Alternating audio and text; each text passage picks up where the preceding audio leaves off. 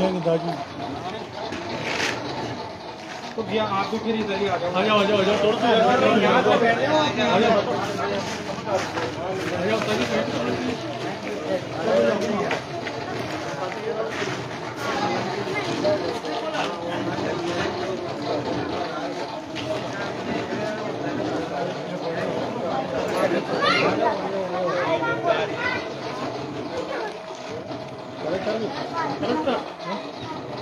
नहीं, आप एक काम करो, जैसे यहाँ से बैठोगे ना दूर दूर, तो पूरी व्यवस्था ऐसे लग जाएगी जैसे बढ़िया से बैठो हो, यहाँ पे जुड़ के बैठते हो।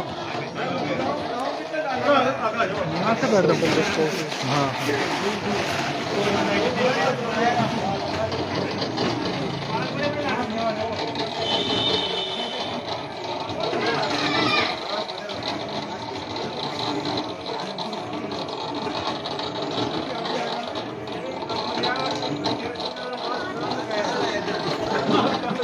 लगा देंगे, बीज के लगाएंगे, आने वाली फसल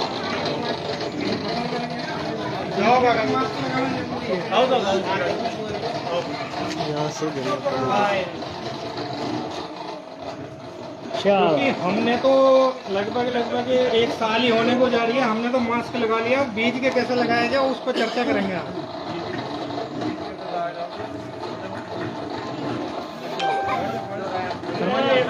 आप एक बार करके दे दो, उसके बाद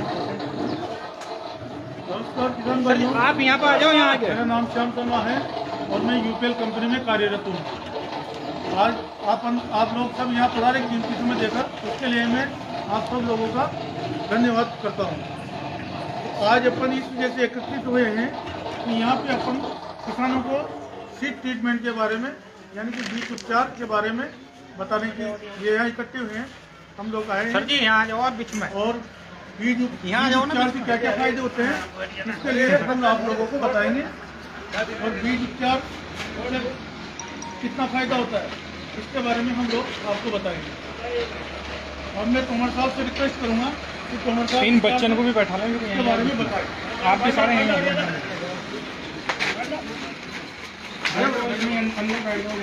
अरे डिस्टेंसिंग यार, बैठने में तो कोई फर्क नहीं। वो तो जब भी बच्चा वहाँ लटक रहे हो बेचारे। फेसबुक लाइव चल रहा है डिस्टेंसिंग का यार, बच्चों को उधर कर दो सकते हैं। गाँव वाले चलो ठीक है, हम करता हूँ ना।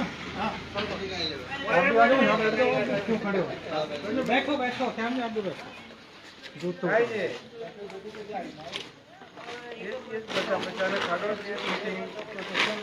नहीं देखो ऐसा है, अभी इनका भी मन है, ये भी बेचारे देख लेंगे। नाराज किसी को नहीं करना चाहिए। मेरा तो एक ही रूल है, जब किसी को बीमारी आएगी वो घर बैठे अकेले को भी आ जाएगी, वरना आएगी नहीं। नसीब में जो है वो होना वही है। मैं वही चीज बता रहा हूँ। ठीक है, अच्छा राम राम जी। देखो ये अब जो हमारा जो टाइम चल रहा है बहुत कीमती टाइम है, जैसे आपकी हार्वेस्टिंग चल रही है, पर आप जो यहाँ टाइम निकाल के एकत्रित हुए हो आप यहाँ पर, आप सभी का हार्दिक स्वागत करता हूँ। और आज जो चर्चा होगी वो बीज उपचार, और दूसरा हमारा प्रोडक्ट है जेबा, जो हमारे बहुत आपके राजस्थान और हरियाणा पूरा देखते हैं। इनको भी मैंने इसीलिए इनवाइट किया था, आज इनको कोटा से बुलाया मैंने। तो आज चर्चा वही होगी, जैसे अब आने वाली फसल, मेन फसल अपनी गेहूं की फसल है। यहाँ पे लहसुन तो मेरे हिसाब से 10-5% होता होगा, और उसकी भी जो होना वो बुआई होली है उसकी। तो आने वाले टाइम में, जैसे आपने पिछले साल भी बीज उपचार सभी ने करा है, पिछले साल करा है, और उसी पे आज चर्चा करेंगे। जैसे आप तो जानते ही हो, तो आज जो हमने प्रोग्राम रखा वो इसीलिए रखा है, ये लाइव वीडियो फेसबुक पे, जो कि आप तो जानते ही हो, और लोग भी बीज उपचार के बारे में, बीज उपचार कैसे किया जाए और क्या फायदे होते हैं उसके, ताकि वो भी, उनको भी जानकारी मिल जाए। तो सबसे पहले तो मैं बता दूं आपसे, आप किसी भी फसल का, कोई भी फसल आप कर रहे हो तो उसका बीज उपचार होना बहुत ज़रूरी है। अब वो कैसे ज़रूरी है, क्या फ़ायदे क्या नुकसान है उसके। अब जैसे छोटे बच्चे होते हैं ना, तो उनको पोलियो की ड्रॉप पिलाई जाती है, पोलियो की ड्रॉप किस लिए पिलाई जाती है उनको? ताकि उसके भविष्य में पोलियो की शिकायत ना आवे। जैसे कुछ बच्चों को देखते होंगे आप, पोलियो, ये तो टांग में पोलियो पाया जाता है या हाथ में या कहीं भी, तो उसी के कारण से, चाहे मैं ये नहीं कह रहा कि जिसको पोलियो पिलाई जाएगी उसको पोलियो ना की शिकायत नहीं आएगी, चाहे उसके आवे ना, पर एक शंका रहती है कि बच्चे को पोलियो ड्रॉप बहुत जरूरी है। ऐसी बीज के लिए जब आप कोई भी फसल कर रहे हो, बीज उपचार होना जरूरी है। कोई सी भी फसल हो, किसी से भी करो आप बीज उपचार, मैं ये नहीं कह रहा कि इससे ही करना जरूरी है, किसी से भी करो, लेकिन बीज उपचार बहुत जरूरी है। वो किस लिए जरूरी है? और जैसे मान के चलो आप धान की फसल ली है अभी आपने, फिर आने वाले टाइम में आप फसल किसकी करने वाले हो? गेहूं की। तो धान और गेहूं एक ही कुल के पौधे हैं, ये ग्रेमनी कुल के। जो हमारी फंगस गेहूं में, इसमें धान की फसल में प्रॉब्लम आई है ना फंगस की, चाहे वो किसी रूप में भी आई हो, जड़ गलन में, शीत ब्लाइट में, लीफ ब्लास्ट में, नोड ब्लास्ट में, नेक ब्लास्ट में, अदरवाइज किसी में भी, जो यदि फंगस ने धान की फसल प्रभावित करी है तो स्वाभाविक है वो गेहूं की भी करेगी, चाहे कम करे या ज़्यादा करे, वो बाद की बात है। जैसे गेहूं में एक सबसे बड़ी बीमारी आती है लास्ट में आके, वो करनाल बंट रोग, काले नक्के पड़ते हैं ना, वो बीज जनित बीमारी है। फंगस 3 तरह से अटैक करती है हमारी फसल पे। एक तो ये सीड बोर्न, ये मतलब बीज जनित फंगस, दूसरा वायु जनित, और तीसरा अपनी मृदा जनित, मिट्टी में भी पाई जाती है फंगस। तो बीज उपचार यदि हम करते हैं तो उसके क्या क्या फायदे हैं? जैसे आप ये बीज आप अपने घर का यूज करते हो या फिर बाहर से लेकर आते हो आप दुकान से? तो आपने कभी जो आप बाहर का बीज लाते हो उस पर आपने ये देखा है कि अंकुरण क्षमता कितने % आती है उस पर? किसी ने नोटिस किया हो? नहीं देखा आपने? आपके पास में कोई कट्टा रखा हो, उस पे से जो उसकी लिखाई है वो ना छोटी हो, तो उस पर देखना अंकुरण क्षमता 70% आती है, इससे ज़्यादा किसी भी कट्टे पर आएगी नहीं। जो आप सीड का बीज लाते हो ना आप, तो उस पर भी 70% ही आती है अंकुरण क्षमता। तो कहने का मतलब ये है, उस जो आप दुकान से बीज ला रहे हो उसे भी आप अपने, जब आप यूज करते हो तो 100 दाने ले लो आप, तो 100 दाने में से 70 दाने उगने की उस पर गारंटी आती है, 30 दाने की गारंटी नहीं आती। 100 में से 70 दाने उगते हैं, 30 दाने नहीं उग पाते हैं। तो यदि आप बीज उपचार करते हो, जैसे अपनी कंपनी का यूपीएल का ये प्रोवैक्स और दूसरा है रेनो, इन दोनों की जोड़ी बना रखी है हमने।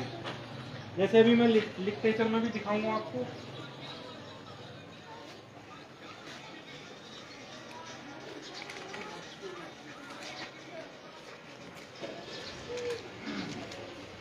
ये दोनों साथ में ही हैं। ये दोनों साथ में क्यों हैं? वैसे तो देखो आप सभी जानते होंगे, नहीं मैं तो बारीकी सा पूरा शुरू से लेकर लास्ट तक बताऊंगा आपको। ये प्रोवैक्स तो फंजीसाइड है और ये रेनो अपनी कीटनाशक इंसेक्टिसाइड है। इंसेक्टिसाइड जैसे अपनी ज़मीन में उदाई, दीमक या गोजलट, किसी भी लट वगैरह की प्रॉब्लम आती है जो जड़ों को काटती है, तो ये इसीलिए फिर इसके साथ में हमने रेनो इसलिए जोड़ी है, तो वो इंसेक्टिसाइड की प्रॉब्लम बिल्कुल भी नहीं आएगी। और जो आप दूसरी दवाई इंसेक्टिसाइड से, कोई भी जैसे क्लोरो से या किसी से भी इंसेक्टिसाइड से बीज उपचार करते हो, उसकी अपेक्षा यदि आप रेनो से बीज उपचार करते हो तो 60 दिन एक्स्ट्रा रिजल्ट मिलेगा रेनो का।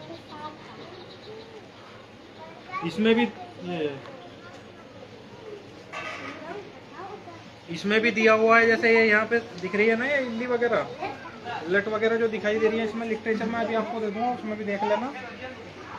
तो ये रेनो इनको कंट्रोल करती है। मैंने तो आपको मोटा मोटा बता दिया, जैसा गोजलट, उदाई या फिर दीमक वगैरह की जो प्रॉब्लम है उसकी समस्या नहीं आएगी यदि आप रेनो से बीज उपचार करते हो। और कैसे करते हैं वो भी मैं आज पूरा बताऊंगा, कैसे बीज उपचार किया जाता है, कैसे नहीं करते। प्रोवैक्स से यदि आप बीज उपचार करते हो तो जहाँ 100 में से 70 दाने उगते हैं, तो ये जो दवाई है साधारण बीज की अपेक्षा 10 से 15% अंकुरण क्षमता बढ़ा देगी। उसके बीज की 15% बढ़ती है तो 85 या 90 दाने उग सकते हैं उसमें, लेकिन 100 दाने किसी भी दवाई से उगेंगे नहीं। क्या 98 99 उग जावे। तो कहने का मतलब यही है, यदि आप बीज बाहर का भी ला रहे हो या घर का यूज कर रहे हो, उसका भी बीज उपचार करना चाहिए। ये कितने आदमियों को, किसानों को पता है यहाँ पे कि जो हम दुकान से बीज ला रहे हैं वो उपचारित आता है क्या? वो थायरम की पुड़िया निकलती है पाउडर टाइप में।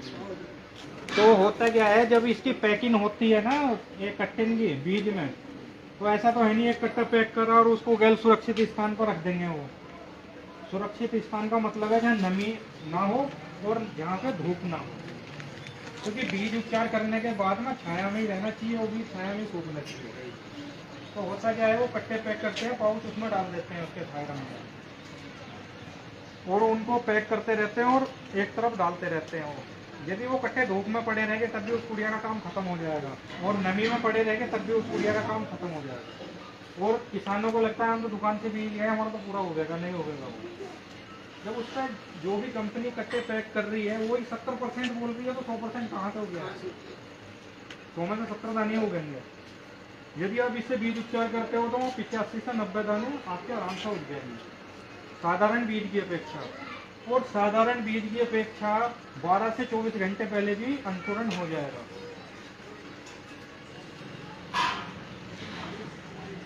दूसरा, जड़ गलन की जो प्रॉब्लम आती है बाद में आप फंगीसाइड फेंकते हो, उसकी भी शिकायत शुरू में नहीं आएगी।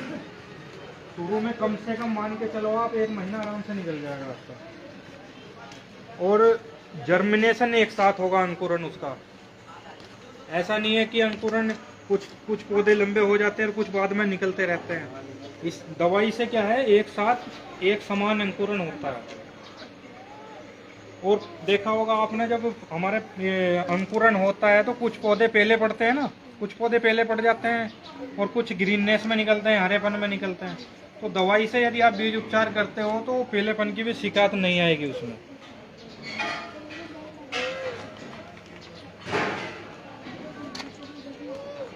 और दूसरा, जैसे कि एक दिखाना, ये लिटरेचर में भी इसमें ये दिख रहा है ना आपको, यहाँ पे अनावृत कंड, बाली काली काली दिखाई दे रही है, गेरुआ टाइप में हो जाती है ना, वो हल्दी जैसा कलर हो जाता है, और उसके बाद में बाली में दाने पोच रह जाते हैं, और उसी कारण से फिर नक्के काले पड़ने की शिकायत आती है। तो नक्के काले पड़ने की शिकायत 99.9% नहीं आएगी प्रोवैक्स से यदि आप बीज उपचार करते हो।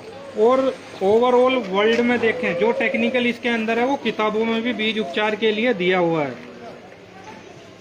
कार्बोक्सिन प्लस थायराम, आप किताबों में भी देखना, ये एग्रीकल्चर वाली जो बुक है ना उसमें भी ये टेक्निकल लिखित रूप में दिया हुआ है बीज उपचार के लिए। ओवरऑल पूरे विश्व की बात करें तो सबसे ज्यादा बिकने वाला टेक्निकल है बीज उपचार में ये प्रोवैक्स। जैसे अभी आपने पहले हमारा लिटरेचर देखा होगा कि ये प्रोवैक्स और यूपीएल का प्रोवैक्स बीज उपचार की दुनिया का बादशाह। और बादशाह तो उसी को बोला जाता है कि जिसका ज़्यादा नाम हो, या कि जो ज़्यादा फेमस हो रहा हो, या फिर जो ज़्यादा यूज किया हो।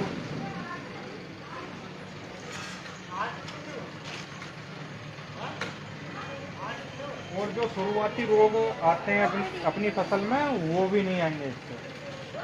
तो इसका बीज उपचार कैसे किया जाता है वो मैं आप बताऊंगा आपको एक बार। और ये भाई साहब बीज कितना होगा इसमें? 40 किलो। तो ये जो प्रोवैक्स है इसकी डोज है, जैसे अपना 1 किलो बीज उपचार करने के लिए 2.5 ml प्रोवैक्स और 2.5 ml रेनो, 5 ml हो गया। और इसमें 5 ml ही पानी मिलाना पड़ेगा। 1 किलो बीज उपचार करने के लिए 10 ml मिश्रण होना चाहिए दवाई सहित, पानी को मिला के आराम से हो जाएगा। ना तो दवाई ज़्यादा रहेगी और ना ही उस बराबर कलर हो जाएगा उसका बिल्कुल उसमें। अभी जैसे मैं आपको करके दिखाऊंगा, आप देखना। अभी कुल मिला के कहने का मतलब मेरा ये है, यदि आप एक दवाई से उपचार करते हो तो दवाई का 4 गुना पानी, जहाँ तक बोतल में दवाई आती है वहीं तक 4 बार पानी भर के डाल लो आप। जरूरी नहीं आपको अलग से लीटर से नापना पड़ेगा, बोतल से भी नाप सकते हो आप। तो ये 100 ml रेनो, 100 ml प्रोवैक्स, 40 किलो बीज उपचार हो जाएगा इससे आराम से। सबसे पहले तो मैं ये प्रोवैक्स डाल देता हूँ इस बाल्टी में। मैं एक बार सर जी आप ही आ जाओ, एक बार आप आओ, एक बार आप नाप कर डालना।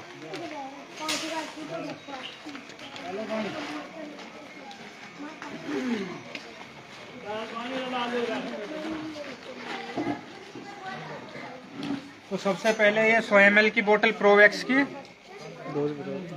हाँ इसमें डाल दो। ये 100 ml की अब इसमें एक काम करो आप, ये पानी डालो इसमें।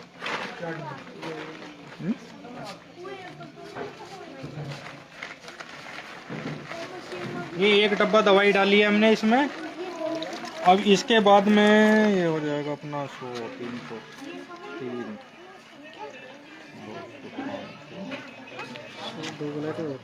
ये 300 ml पानी मिला लेते हैं हम अब इसमें 40 किलो बीज उपचार करने के लिए। 3 बार पानी डाल दो, 300 ml हो जाएगा, 500 ml लिक्विड हो जाएगा अपना। हो जाएगा, रेनो भी तो है, हो जाएगा। 3 बार डाल दिया आपने। अब इसी मिश्रण में अब आप रेनो मिला दो एक बार, क्योंकि बीज उपचार यदि हम कर रहे हैं तो सबसे पहले फंगीसाइड का मिश्रण करना चाहिए, उसके बाद में इंसेक्टिसाइड का, और उसके बाद में लास्ट में राइजोबियम। 3 तरह से बीज उपचार होता है, FIR, फंगीसाइड, इंसेक्टिसाइड और राइजोबियम। इसमें थोड़ा सा पानी और डाल दो, हल्का सा, बोतल धुल जाएगी ना।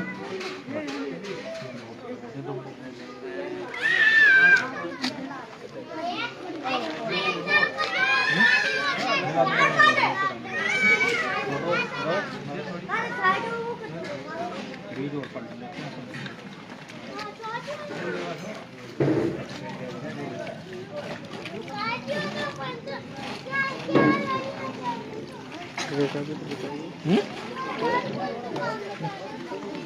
हाँ एक चीज और बताइए, ये अब हमारा मिश्रण तैयार हो गया है और अभी आपको इसमें कैसे बीज उपचार करें इसका वो बताएंगे, अभी करके दिखाऊंगा मैं आपको।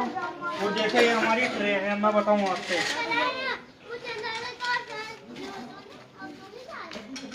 ये तो सिंपल मिट्टी है, इसमें कोई दवाई नहीं है, सिंपल बीज है इसके अंदर।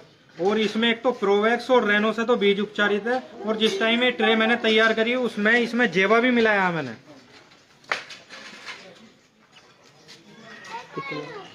ये भी मैं ये और एक चीज और बताऊंगा आपसे, ये देखो आप, इसकी जड़ दिख रही है आपको, और इसकी देखो आप, इस मिट्टी में जेवा भी मिला हुआ, प्रोवैक्स रेनो से बीज उपचार है इसका। जैसे अब आपने लहसुन में 2 किलो बीघे का जेवा यूज करा है, तो गेहूं में 1 किलो में भी काम चल जाएगा आराम से प्रति बीघा जेवा। जैसे आप मशीन से बुवाई करते हो ना, तो उसी में ही आप बीज के साथ मिला सकते हो इसको, क्योंकि फेंकने में तो फिर सारी जमीन में जाता है, फिर ये पौधे के पोस के जहाँ जड़ अंकुरन होगा ना, जड़ के पास ही पड़ा रहेगा, तो 1 किलो प्रति बीघे के हिसाब से काम आराम से हो जाएगा आपका। और इसके बारे में, जेवा के बारे में बॉस बताएंगे, लेकिन एक बार मैं बीज उपचार करके दिखा देता हूँ। और क्या ये गेहूं में भी क्या फायदे हैं, जैसे हमने पिछले साल मैंने ढोले की झोपड़िया में भी जेवा डलवाया है गेहूं में, और वो 2 किलो बीघे का डलवाया। वैसे भिगवा दिया था, वो पसार में तो ज़्यादा ही डलेगा, लेकिन उसमें मशीन में कम डलता है। जड़ तो खूब दिख रही है ना इसमें आपको।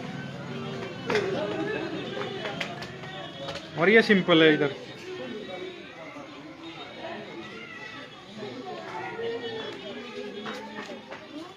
ये 22 तारीख में लगाया मैंने, 22 तारीख में, और आज क्या तारीख होगी? 31। 22 तारीख को लगाया। तो सबसे पहले अब हम इसमें बीज डाल देते हैं मशीन में। इस मशीन का फायदा क्या है, हाँ वो और चीज बता देता हूँ आपसे। देखो बीज उपचार आप पहले से भी करते आ रहे हो, और पिछले साल से आपको ये सुविधा भी मिली है किसानों के लिए यूपीएल की तरफ से फ्री बीज उपचार की मशीन। तो इसमें फ़ायदा क्या है अपना, जैसे आप हाथ से बीज उपचार करते थे तो उसमें अपने कपड़े पे भी दवाई लगती थी, हाथों पे भी लगती थी, 8-10 दिन तक छूटती नहीं है ये दवाई। दूसरा, आप फर्श पे फैला रहे हो बीज को, फर्श पे फैला के बीज उपचार कर रहे हो। अभी रुक जाओ, अभी रुक जाओ, अभी रुक जाओ। फर्श पे फैला के बीज उपचार कर रहे हो तो फर्श भी गंदा होता था, दवाई उस पर भी लगती थी, क्यों फर्श पे से भी नहीं छूटेगी आसानी से। अपना पाल पे फैला रहे हो तो पाल भी समता था उसमें, तो जो पाल पे दवाई लग रही है तो दवाई आपकी वेस्ट भी जाती थी। अब ये मशीन में यदि आप बीज उपचार कर रहे हो तो जब ये 1 मिनट में आराम से 40-45 किलो बीज उपचार हो जाता है। और जब आप मशीन में बीज उपचार करने के बाद में जब मशीन में से बीज खाली करते हो तो पाल पे कभी भी चिपकेगी नहीं दवाई, वो मशीन में से ही सूखी हुई निकलेगा बीज। बीज उपचार छाया को, ये बीज उपचार करने के बाद में बीज छाया में ही सुखाना है, धूप में नहीं सुखाना। आधे घंटे में सूख जाएगा, उसके बाद में उसको भर के रख लो जूट वाली बोरी में, प्लास्टिक वाले कट्टे में भर के नहीं रखनी। क्योंकि बीज उपचार आप 90 दिन पहले भी करके रख सकते हो, लेकिन बीज उपचार करने के बाद में बीज को हवा लगनी जरूरी है।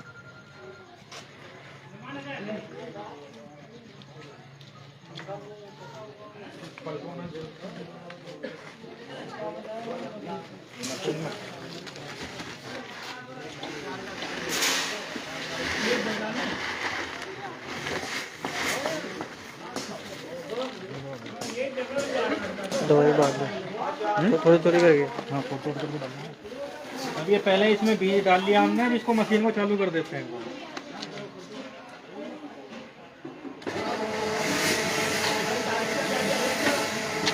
हाँ जी,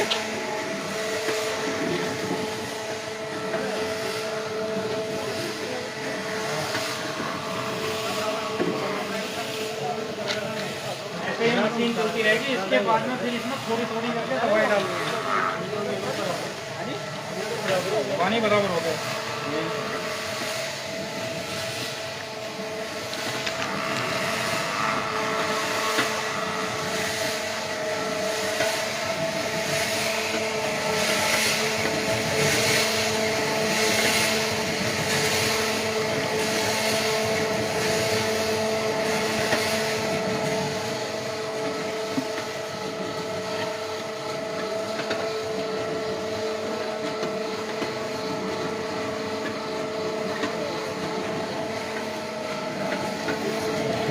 एक बार में 50 किलो बीज उपचार चाहिए।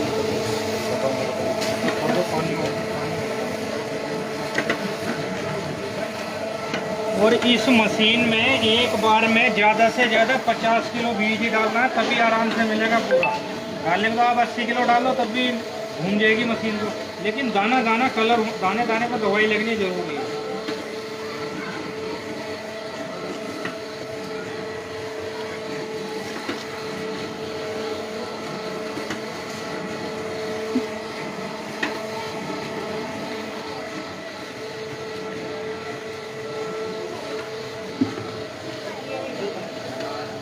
ऐसे इसके बाद में ये 1 मिनट में आराम से पूरा हो जाएगा। वैसे 40-45 सेकंड लगती है, मैं पिछले साल से करवा के गया था।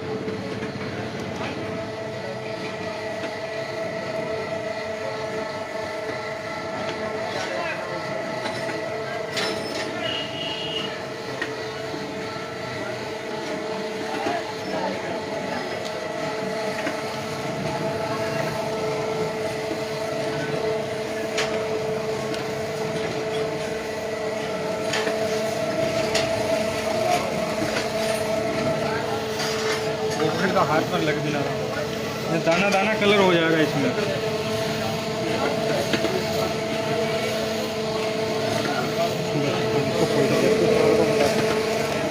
आप भी देख लो एक बार करके, हाथ पर लगेगी भी नहीं तो वही देखना सर जी, आप भी देखना एक बार। नहीं देख लो आप यहाँ पे करके एक बार, ये देखो हाथ में जैसा मैंने लिया ना, बिल्कुल भी हाथ में नहीं लगी है, ये मशीन में सूख जाती है।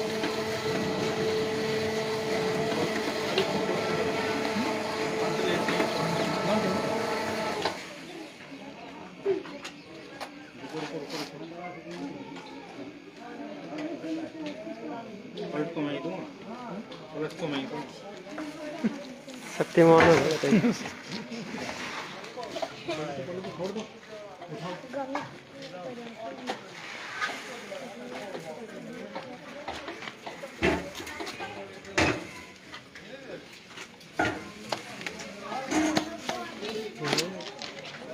दवाई कर दो। और इसमें देखो बीज में दवाई भी पूरी लगी है और मशीन में दवाई बची रही भी ना है इसमें। देख लो आप इसको, आप हाथ में लगा के भी देखोगे जब भी हाथ में लगेगी। फिर इसको हल्का हल्का फैला देना, टाइम ही सुखाना है।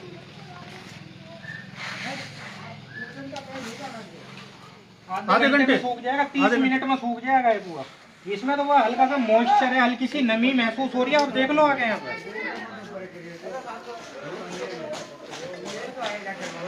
देखो आप एक बार यहाँ आके तो देख लो एक बार कितनी। आओ भाई साहब एक बार इन्हें बुलाओ ना। देखो आप एक इस बीज को पकड़ के देखो एक बार।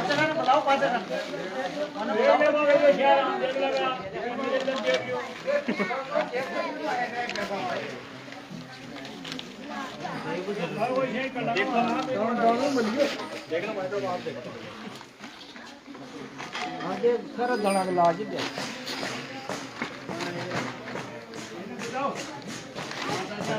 बीज को भी तो देखो पकड़ के। वो तो पड़ेगा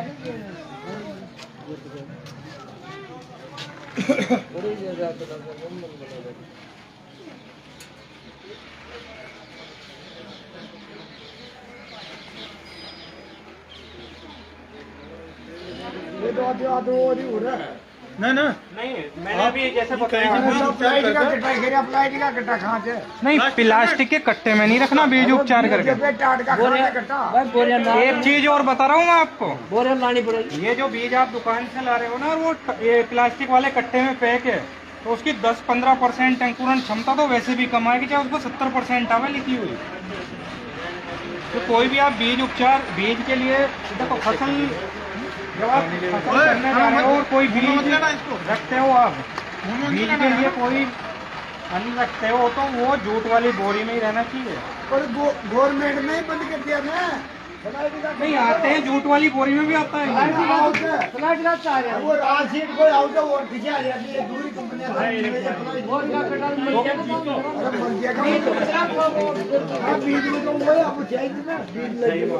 मैं तो आपको देखो अलग से एक्स्ट्रा बताया है, लेकिन ये सच्चाई है। प्लास्टिक वाले कट्टे में 10-15% अंकुरण क्षमता तो वैसे ही कम हो जाएगी।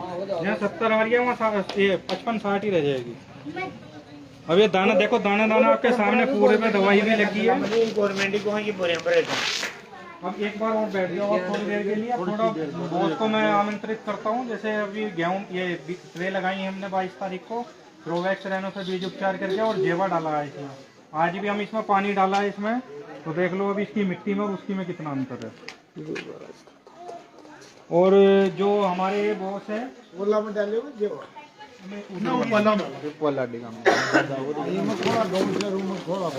पानी इसमें भी डाला आपके गांव में आके हमने। इसकी मिट्टी देखो और इसकी मिट्टी देखो कैसे हो रही है। फर्क देखो आप मिट्टी में भी। ये कड़कते हैं आप नहीं, इसको मैं पलट दूं तो ये तुरंत बिखर जाएगी मिट्टी। पौधा भी कमजोर में पौधा फूल। तो अब मैं बॉस को आमंत्रित करता हूं, जो आपको पूरा राजस्थान और हरियाणा देखते हैं, वो थोड़ा एक बार बताएंगे इसके जेवा के बारे में। तो राम राम साहब, चलिए इधर ही आ जाओ। तो पहले नहीं वो भाई साहब इलेक्शन के टाइम पे मैं आया था और आपके साथ में सेवा के बारे में चर्चा करके गए थे। लेकिन अभी जो महत्वपूर्ण टाइम है अपना वो क्या है, गेहूँ लगाने हम लोग जा रहे हैं आगे 10 दिन में 15 दिन में गेहूँ का काम अपना चालू हो जाएगा बड़ी तरीके से। तो अभी जो हम लोग क्या कर सकते हैं, मैं आपको बताऊं, जो जेवा है, आप लोग क्या है धान लगाते हैं, सभी लोग धान लगाते हैं, गरड़ा लगाते हैं। तो गरड़े में क्या रहता है, मेनली क्या रहता है, पानी भरा रहता है। और जो अगर पानी भरा रहेगा तो क्या होगा, उसमें मिट्टी बैठक लेगी, है ना, चिपक जाएगी, तो क्या होगा, वो हार्डर हो जाएगी, मतलब सख्त हो जाएगी। तो जितनी ज़्यादा मिट्टी सख्त होगी उतना ज़्यादा जब आप दूसरी फसल कर रहे हो तो जो उत्पादन आना चाहिए या जैसा जर्मिनेशन आना चाहिए या पौधे का जो फुटान आना चाहिए वो उस तरह का नहीं रहता। गेहूं में मेनली ये प्रॉब्लम रहता है। तो जो जेवा है वो क्या मदद करता है कि जब भी आप, क्योंकि आपने एक बार उसको अच्छी तरह से जुताई वगैरह किया, आपका गड्ढे का खेत है, उसको आप जुताई बढ़िया करने की कोशिश करते हो जब अगली फसल लगाते हो, लेकिन बावजूद इसके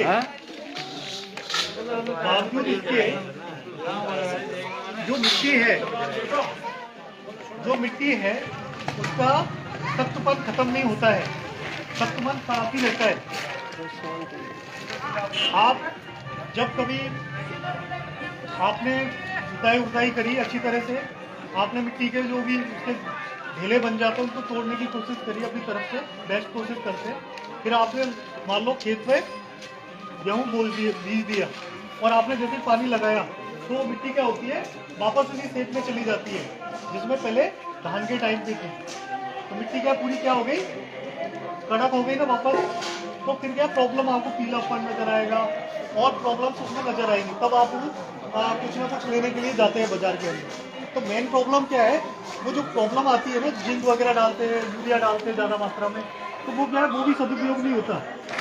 वो ज़्यादा मात्रा में जो भी आप डालते हैं खाद, वो क्या है, लीचिंग हो जाता है। जो मतलब क्योंकि घर के पास तो उतना ही है, एक तो पहले मिट्टी टाइट है और खाद जो है वो पूरा मिलता नहीं पौधे को, या तो उड़ जाता है या जमीन में धीरे धीरे साफ करके चला जाता है। वो चीज हम आपको प्रैक्टिकल करके दिखा देंगे अभी आप। हाँ, आपने वो डब्बे वाला प्रैक्टिकल हमने पहले भी बताया आप लोगों को। तो मेनली क्या है कि ये जो जेवा है, एक तो अभी जो लहसुन के अंदर जो खर्चा आता है वो आता है 1100 रुपये बीघे का, लेकिन आपके गेहूं में कितना आएगा, 500-550 रुपये बीघे का लगभग, इससे ज़्यादा नहीं आएगा एक बीघे का। क्यों? क्योंकि ये जो है, आप जो बीज है, बीज उपचारित करते हैं, बीज उपचारित करने के बाद में इसके साथ ही फर्टिलाइजर मिलाते हैं और फिर ड्रिल करते हैं, मतलब मशीन से बिजाई करते हैं ना, मशीन से बिजाई होती है ना इसकी, गेहूँ की, चने की, अगर चना करते होंगे फैक्ट्री तो नहीं ना फर्टिलाइजर, उसी के साथ करते हैं।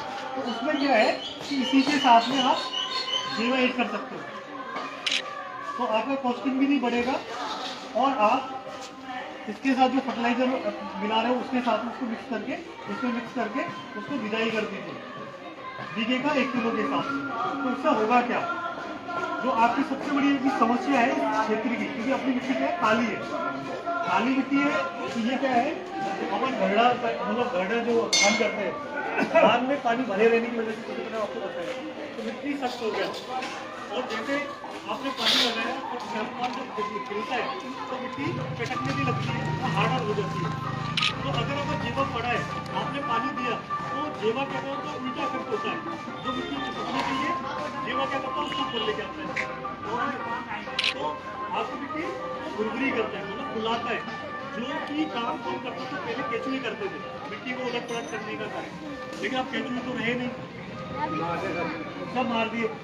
इसलिए क्योंकि हम केमिकल फर्टिलाइजर, केमिकल पेस्टिसाइड है ना, कुछ ना कुछ हम लोग कर करके धीरे धीरे के जहरीली होगी जमीन, और जमीन में क्या होगा, हमारा जो जैविक अंश है वो भी खत्म हो गया।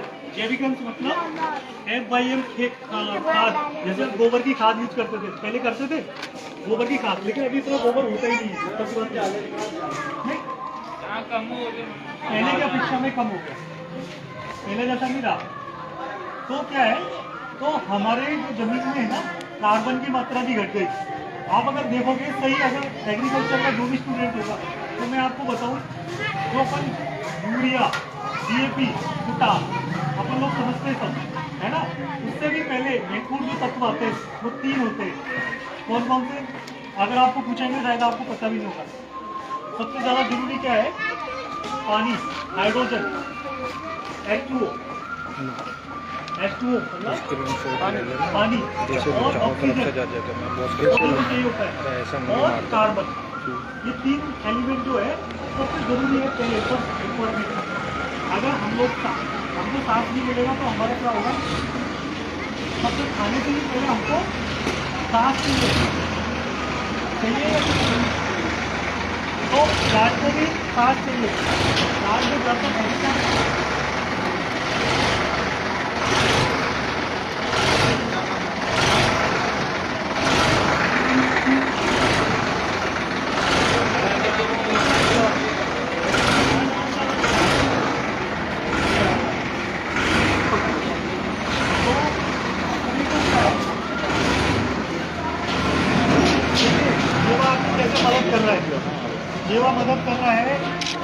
प्लांट को हवा चाहिए। तो हवा क्या है, ये जो स्पेस बनाता है, क्योंकि मिट्टी को फुलाने के बाद में जो मिट्टी के कण वो अलग अलग हो जाते हैं, उसमें हवा का आना जाना बनता है, तो उसमें मदद करता है। दूसरा, जो पानी आप देते हो, तो पानी की व्यवस्था क्या लॉन्ग पीरियड के लिए मतलब ये सुनिश्चित करता है। कैसे करता है, ये पानी को होल्ड कर लेता है, तो लंबे टाइम तक बना रहता है। और जो आप यूरिया देते हो, जिंक देते हो, जाइम देते हो, वो क्या उसका 70% तक 80% तक वो रिसाव होके या उड़ जाता है या रिसाव होके नीचे बैठ जाता है, जड़ क्षेत्र से भी जड़ बाहर क्षेत्र निकल से बाहर निकल जाता है, तो वो किसी काम का नहीं रहता। तो जेवा उसमें भी आपकी मदद करता है कि वो जड़ के आसपास ही रोके रखता है। रोके रखता है और उन चीजों की काम करने की क्षमता लंबे समय तक बढ़ा देता है वो। तो उससे क्या होता है कि जब पौधे को जरूरत होगी वो न्यूट्रिएंट उसको मिल जाएगा, पानी टाइम पे मिल जाएगा, है ना। और जमीन क्या हो जाएगी, भुरभुरी हो जाएगी, मिट्टी में मुलायमनेस आ जाएगा। जितनी मिट्टी मुलायम होगी उसमें जड़ें कैसे चलेंगी, जड़ों का विकास कैसा होगा। अभी आपको ट्रे में दिखाया था, तो जो मेनली अपना जो गेहूं को लेके जो सवाल रहता है सबसे पहला कि अपना क्या है, पौधे का जर्मिनेशन अच्छा हो जाए और उसकी फुटान अच्छी हो जाए। जितने ज़्यादा पिलर होंगे उतना ज़्यादा उस पर बाली बनने का रहता है। अगर नंबर ऑफ पिलर कम है तो आपका उत्पादन, क्योंकि अगर कहते हैं ना पौधा बन गया, पौधा बनने का मतलब है उसमें पिलर कितने हैं वो मायने रखता है। जड़ अच्छी होगी तो टिलर आएंगे, और जड़ किससे अच्छी होगी, जो मिट्टी मुलायम होगी। तो रूट का मैंने पहले ही कहा, तो रूट का डेवलपमेंट फास्ट हो जाएगा, जैसे कि आपको इसमें दिख रहा है। आपके यहाँ पे आके पानी डाला हमने इसमें हाँ, और इसमें। तो इसमें क्या फर्क है कि इसमें रूट का जो डेवलपमेंट है, देखो ये वाइट जड़ है, इसी की वजह से ये ऊपर है, और जैसे जैसे टाइम गुजरेगा ये और बेहतर होते जाएगा। इसकी मिट्टी में और इसकी मिट्टी में कितना अंतर है देखो आप। मिट्टी समान रूप से बराबर डाली गई है, तो ये पानी के बाद में जो डला तो ये मिट्टी फूल गई और वो बैठक ले गई, और जैसे जैसे आप पानी डालोगे तो वो और बैठक लेगा, ये ऊपर उठती मिट्टी जाएगी। ऐसे हो रही है, इसमें कितने 2-3 दिन पहले पानी डालना होगा। क्योंकि अगर आप ये देखो ना, इम्पोर्टेंट क्या है कि ये जो है ना नमी बना के रखता है, पानी को भर के नहीं रखता है। इसमें क्या है, नमी बनी रहती है लंबे टाइम तक। आपको लग रही है ना होगा कि इसमें पानी नहीं है, पानी ज्यादा है।